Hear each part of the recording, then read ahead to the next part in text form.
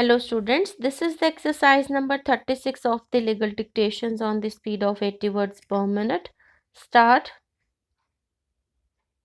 Sir, I support the black money, undisclosed foreign income and assets, and imposition of tax bill 2015.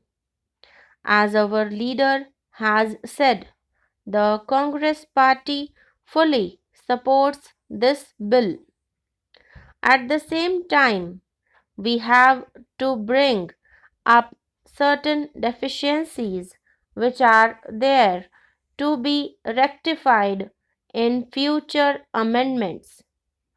First of all, I would like to bring to the attention of the government that we are bound by the United Nations General Assembly, which as early as 31st October 2003 had made that on the basis of recalling its resolution number 61 of 4th December 2000, it established an ad hoc committee to go into the question of these types of evasion of taxation throughout the world.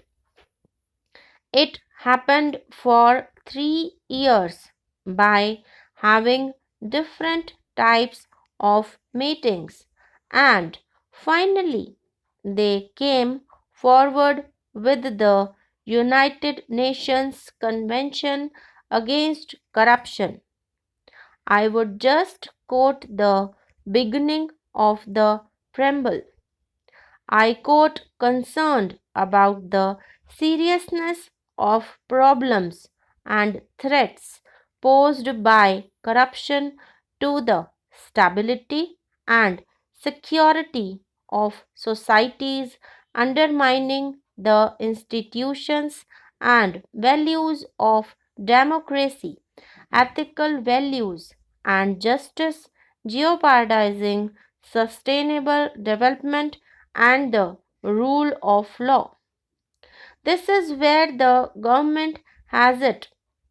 All the states parties of the convention have signed it.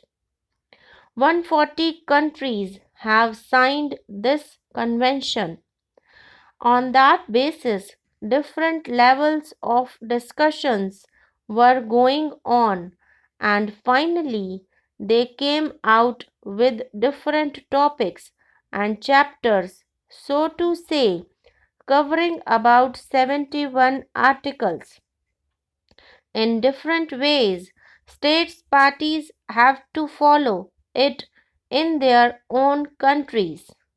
I find that this particular bill, which is coined as the Black Money Bill, undisclosed foreign income and assets, and imposition of tax bill, is very, very fragile, and it is only an extension of Section 139 of the Income Tax Act.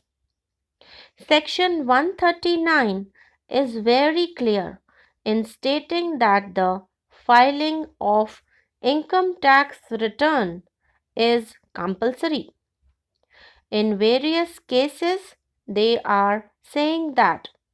Finally, subclause 4 provides that any asset including financial interest in any entity located outside India or signing authority in any account located outside India is required to file a return of income in prescribed form compulsorily, whether or not he has the income chargeable to tax. But if you see the present act, it defines as to why this particular act has been brought out in India after many years.